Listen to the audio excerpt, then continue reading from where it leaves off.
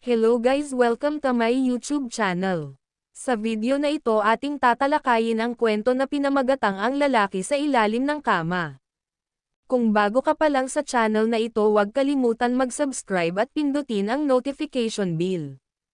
Let's start. Sa bagong taon, sa bagong tinutuluyan kong maliit bahay na nirerentahan ko, lahat naman ay normal na araw sa akin, bilang isang estudyante at part-time na nagtatrabaho sa isang fast food resto.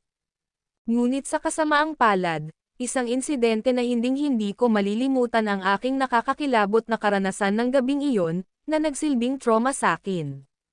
Makalipas ng isang buwan na pananatili ko na normal sa bahay na iyon.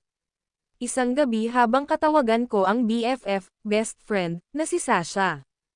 College friend ko din siya at dahil sa malayo ako sa kanila kaya hanggang video calls lang kami. 10 PM nakausap ko sa video call si Sasha. Mag-isa ako sa bahay at katatapos ko lang maligo. Habang nag-uusap kami, biglang nakita ko ang pagkaseryoso ng reaksyon ng mukha niya. "Oy, Nap, ano ka?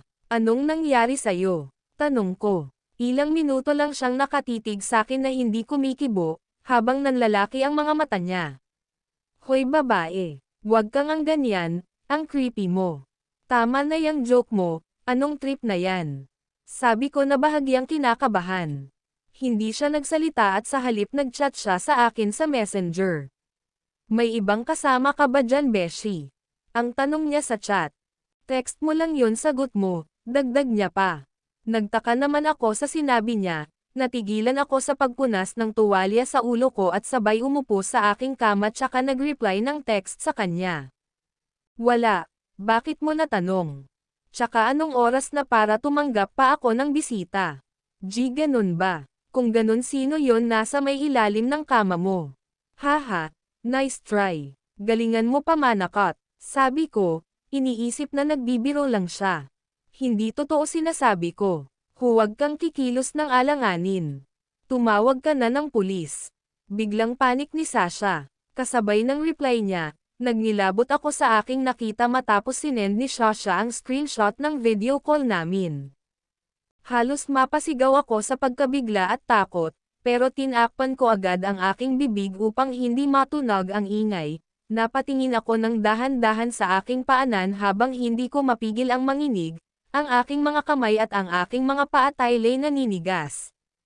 Hindi maari, kailangan ko mag-ingat kumilos, ani sa isip ko, habang sinusubukan kong umasta na normal. Makalipas ang ilang segundo, tumayo ako sa aking kama, naglakad pa normal at ang aking mga kamay at ang aking mga paa taylay naninigas. Hindi maari, kailangan ko mag-ingat sa kilos, ani sa isip ko, habang sinusubukan kong umasta na normal.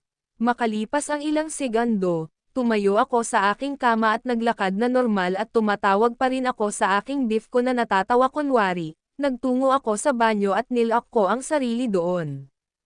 Napatingin ako sa bintana, pero bago ko iyon buksan at tanggalin ang jealousy, binuksan ko muna ang gripo na malakas para magsilbing ingay ang puwersa ng tubig at hindi nito marinig ang aking ginagawa. Nang matapos ko tanggalin ang jealousy, agad ako umakyat habang tumutungtong sa toilet at nakalabas ako ng ligtas at kasunod nun tumakbo ako palayo sa bahay at humingi ng tulong sa mga kapitbahay. Tumawag din agad ako ng pulis at sa kabutihang palad ay nahuli din ng mga pulis ang suspect na nag-trespass sa bahay ko. Ayon sa mga pulis na tama lang ang ginawa kong aksyon na tumakas, dahil nang pinasok nila ang bahay, naabutan nila ang suspect na nakatayo sa tapat ng banyo habang may hawak na patalim. Marahil inaabangan niya ako na lumabas ng banyo at biglang patayin. Kaya malaki ang pasasalamat ko sa aking BFF, kung hindi dahil sa kanya wala na ako ngayon. At dito nagtatapos ang ating kwento. Maraming salamat.